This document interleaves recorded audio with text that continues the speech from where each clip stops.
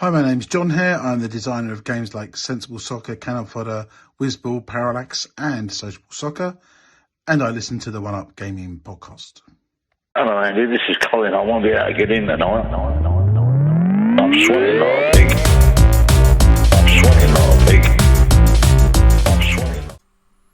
So it's still me, still David, still One Up Gaming.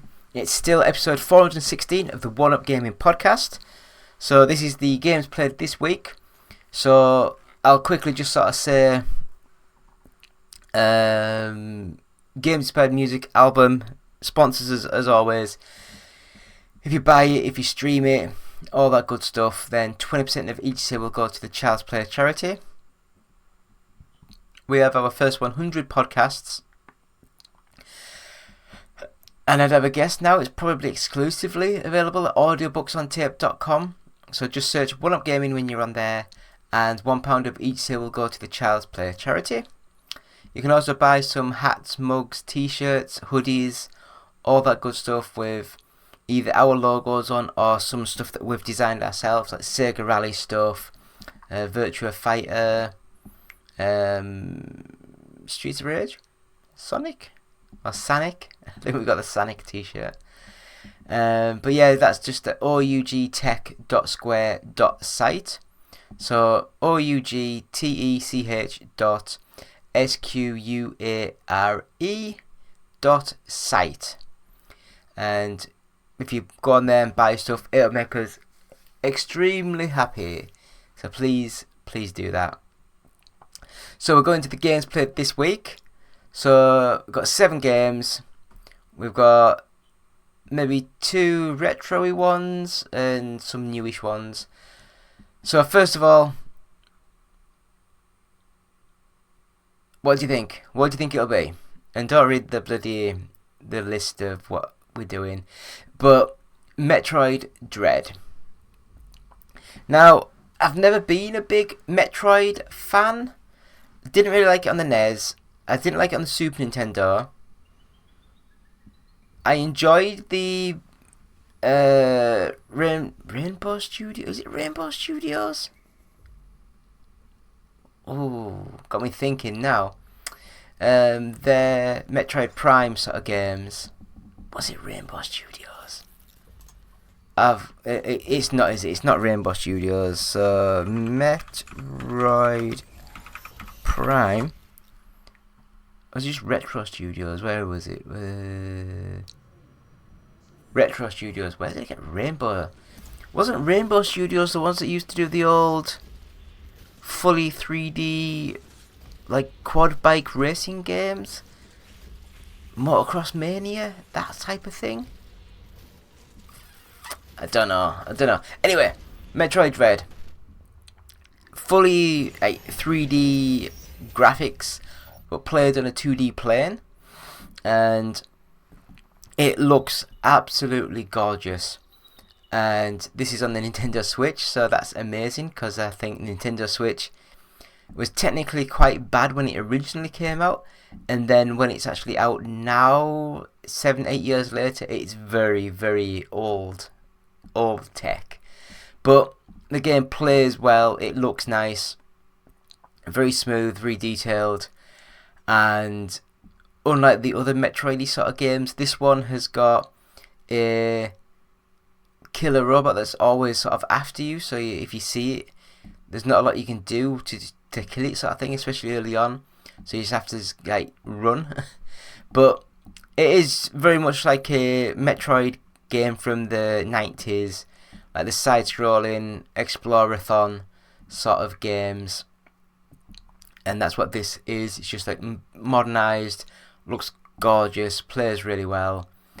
And yeah, I really recommended it. I really enjoyed Metroid Dread. I thought it was a fun game to play, and I loved what I played. Good game. So next up we have Cat Quest 3. Now I remember playing, I don't know if it was Cat Quest 1 or 2, but I remember playing, it was like a role-playing game, and I really enjoyed it. I'm just looking at my fingers, sorry, I was just looking down. But yeah, Cat Quest 3.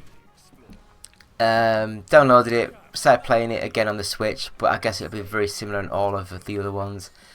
And this one reminds me of a Super Nintendo role playing game kind of, that used the Mode 7 style, where like the whole world map was there that rotated around as you walked on it, and you were like a little tiny dude running around on the full like map of the world.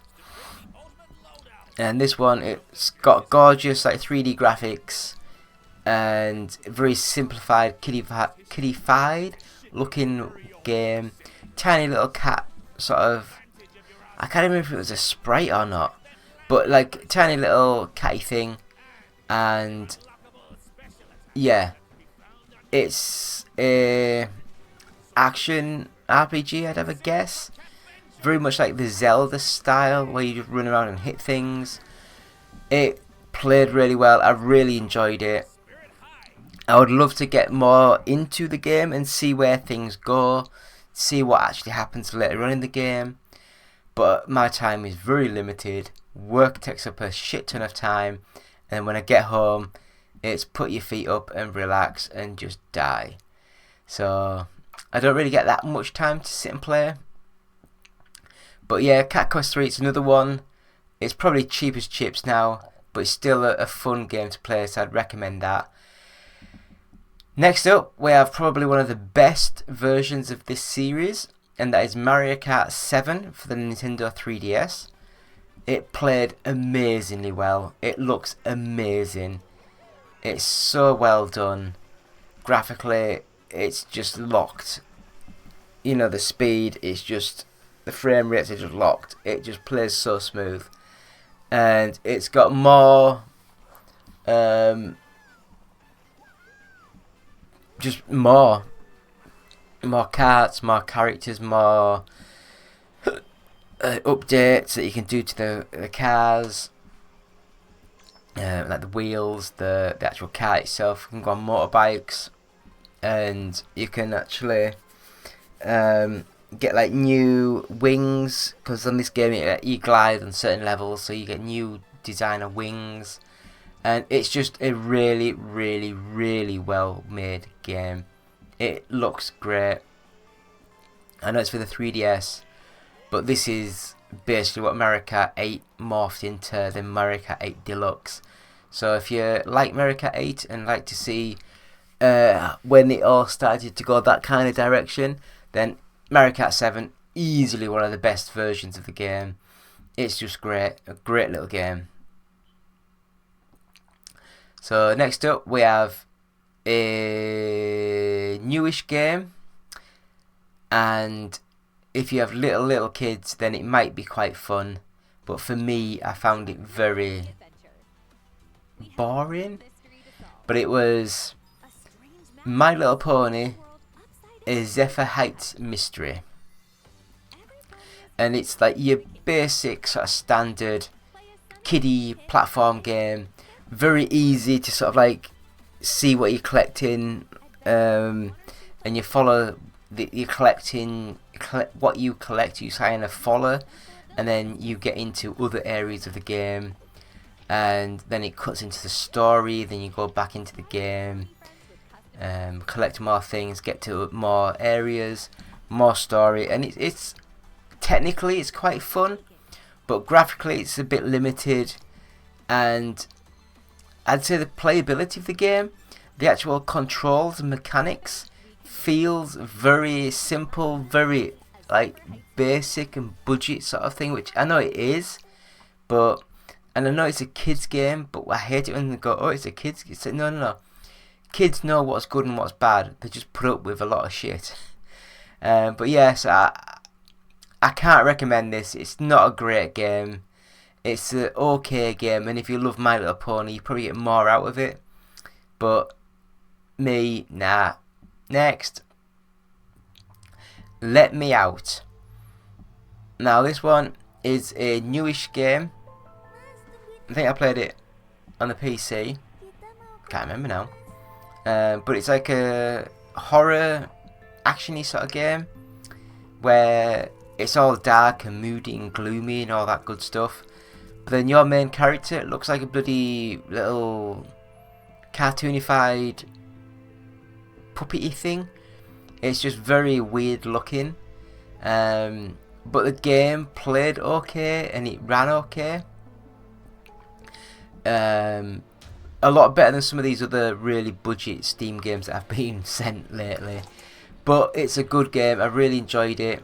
If you're interested in sort of like horror-y stuff, give it a go, see what you think. It wasn't my perfect sort of game, but it's a good game, so I'd give it a go. Give it a go. If you like dark horror with a mix of kidified graphical style, give it a go. Next up, we have a very retro game now, and this is David Beckham Soccer. Now, I think this was on the PS2, this version I played. I know I had it on the PS1, but this one on the PS2, it looked a little bit better, had a bit more animation, had a bit more detail to the characters and all that good stuff. But the passing felt a little bit iffy, and the movement of your characters again felt a little bit iffy. And back in this sort of time, you had Pro Evo Soccer and at a push FIFA, which wasn't great on the PS2 sort of thing. But yeah, it's a game, and I played as England, I think, and it kind of had the names, but they're all spelt wrong.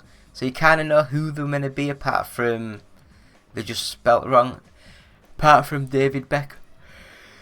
Apart from David Beckham, which makes sense because it's got his name on the box and his picture in the box.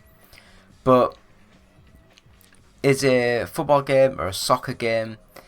I think you can find so many better games on the PS2 than this one, which is a shame.